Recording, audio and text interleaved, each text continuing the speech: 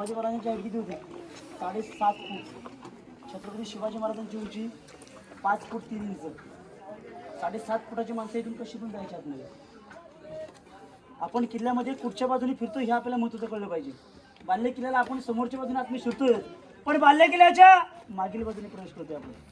ही कुठच्या बाल्य किल्ल्याची मागची बाजू. घर बांधतो की आपण घर पहिला काय बनतो? हॉल, बेडरूम आणि किचन. पाहुण्याला कुठे बसतो आपण? तर किचनमध्ये आणतो. मग रायगडाचा हॉल कुठे? पुढे, तिकडे नाही. हा VIP भाग झाला. या भागामध्ये याचा असेल तर फक्त महाराज येत होते. संभाजी महाराज, राजाराम महाराज, आऊसाहेब, राष्ट्रमाता, राजमाता येऊन जात होता. पालखी दरवाजा, पालखी हा पॅक ओपन असायचा आणि मेना हा पॅकवान असायचा म्हटलं गेलं बघा. मग महाराजांच्या पालखी इकडून जायच्या.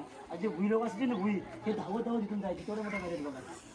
लवकर बाल्यकिल्ल्याचं पोचता आलं पाहिजे. आक्रमण करतं समोर ना, मग इथून वरती पोचवलं प्रमाणे. आणि जे भुई असतं उचलणार त्यांना जागा जी बसायला दिली होती त्या समोरच्या ठिकाणी जागा बसायला दिली होती. आणि किती भुई या ठिकाणी बसत होते पूर्णपणे.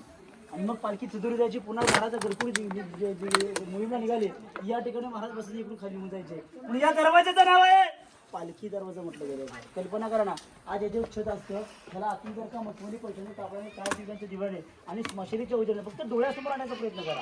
हा रायगड तुमच्याशी बोलेला, कारण की या दगडांमध्ये आहे ते आपल्या मराठीचं रक्त आहे. म्हणून या दगडामध्ये आपण कोणत्याही भिंतीला पाय लावून कधी फोटो पाडू शकत नाहीये, कारण की ही आपली 13वी पिढीच्या याच्या आतमध्ये रक्त आहे. कारण की हिरोजींसोबत आपली 13वी पिढी काम करत होती, म्हणजे आपली सुद्धा पिढी याच्या आतमध्ये काम करायला होती. कल्पना करा ना, हा दगड उचलताना त्यांची बोटं किती याच्यातून छटल्याची कल्पना करा ना, कारण की त्यांचं रक्त या प्रत्येक गडकिल्ल्यामध्ये आहे. म्हणून बाकी देशाला भूगोल आहे, माझ्या महाराष्ट्राला इतिहास आहे. पूर्णपणे हा इतिहास प्रत्येक आपल्या येणाऱ्या प्रत्येक आपल्या पिढीला कळला पाहिजे. कारण की आजकाल इतिहास शिकवत नाहीयेत, जास्त करून इंग्लिश मिडियमचे इंग्लिश मीडियम टाकतो आपण मुलांना बघा पूर्णपणे.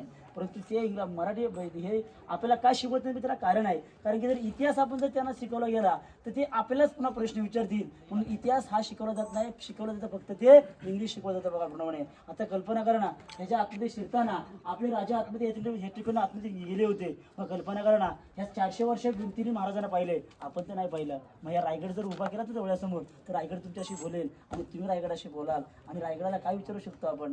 सांगणारे रायगडा माझा राजा दिसत कसा होता, सांगणारे रायगडा माझा राजा बोलत कसा होता. पण कधी सांगितलो जेव्हा तुम्ही ते वैभव उभं करसाल तेव्हा म्हटलं गेलं बघा.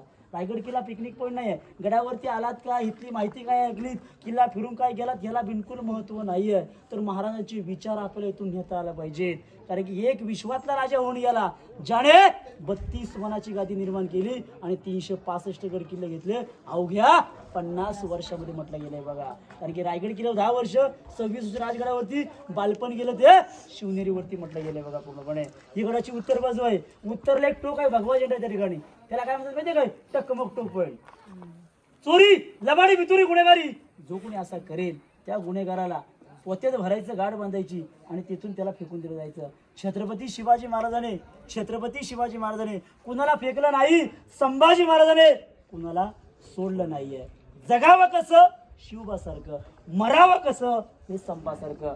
पालखी दरवाजात आपण आतमध्ये जाऊया आणि आतमध्ये जाऊन एक एक राणीमहल पाहणार आहोत आपण. बोला छत्रपती शिवाजी महाराज की जय.